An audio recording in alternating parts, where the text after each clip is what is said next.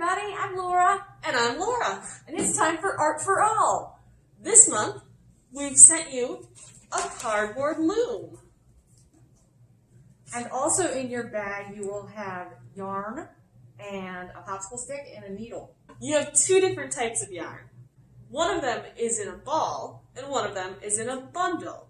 Oh, and remember, you can use any materials that you have at home. So if you have some cool yarn you want to use, go for it. I used some ribbon and some jewelry cord and all kinds of things on this one that I made.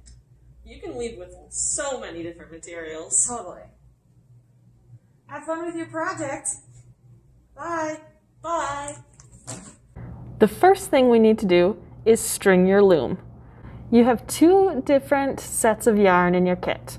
You're going to be using the one that's not rolled up in the ball to make the warp, which are the strings that go up and down that you weave on. You're going to start at one side with the notches and put your yarn through the notch, leaving about a 2-inch tail.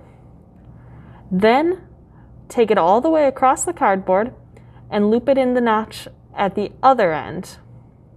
Next, tuck the string behind the notch, pull it over to the notch next to it, and take it all the way down the cardboard.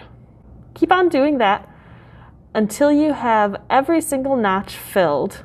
You should have 10 straight lines going across your cardboard. If you turn your loom over, there won't be any strings going across the back, there will just be notches. Next, take a craft stick, put it underneath all of your warp threads, and pull it down to the bottom of your loom. That acts as a spacer, which keeps your weft away from the very ends of the warp strings. Your weft is the string that goes across the threads of the loom. You're going to start that off by threading your needle. Next, you're going to start at one side of the warp strings, and you're going to put your needle underneath the first one, and then over the next one, and then under, over, until you get to the end. Pull your yarn through, but leave about a 2-inch tail. Go back across the loom, going the other way. Every string that you went over the first time, you should go under, and every string that you went under the first time, you should go over. Pull your yarn through. Be careful that you don't pull it so hard that your outermost warp strings get tugged inwards. You want to keep those as straight as possible. If they lean inwards, by the end you might have a crooked weaving. So keep an eye as you weave and make sure that you tug on them a little bit to keep them straight and that you don't pull your weft thread too tight. You'll want to push your string down towards the spacer. As you keep weaving, you'll want to keep doing that. You should be able to see your weaving start to take shape. If you run out of yarn and you still want to make your weaving longer, there's a pretty simple way to join two pieces of yarn together. All you'll do is take another piece of yarn and then tie the two ends together in a square knot.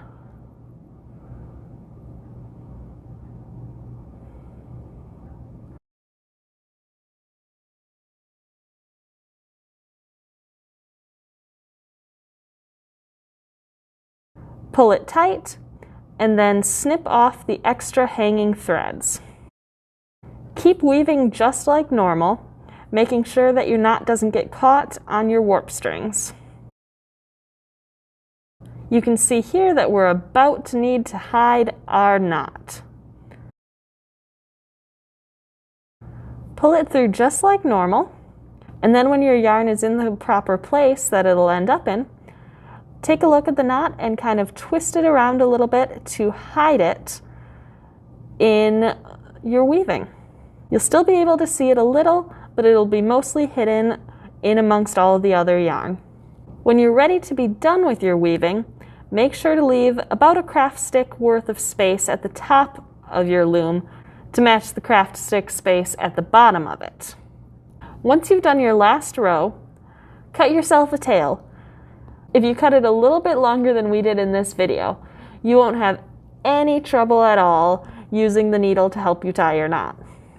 What you'll want to do is make a loop around your last warp string and then just put your needle through the loop and pull it tight to make a knot. Now it's time to take your weaving off of the loom. Turn your loom over and look at all the notches on the back. Pull the first notch out, cut the yarn in half. Now tie those two bits of yarn together and pull it tight. Repeat that with all the notches on that side, and then do the same thing with the notches on the other side. You should do it one at a time so that you keep the tension of your weaving tight. When you get to the last tassel, you'll still have the tail from when you started your weaving hanging loose. You can tie that in by using the tassel strings. Just loop it around and tie it tight.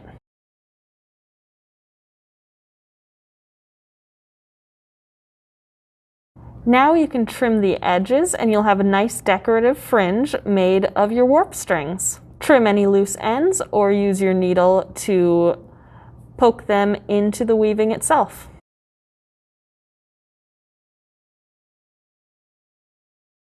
There you can see where the knot that we made was. It's a little bit bumpy, but it's pretty well hidden. And there you go. You have made your very own weaving.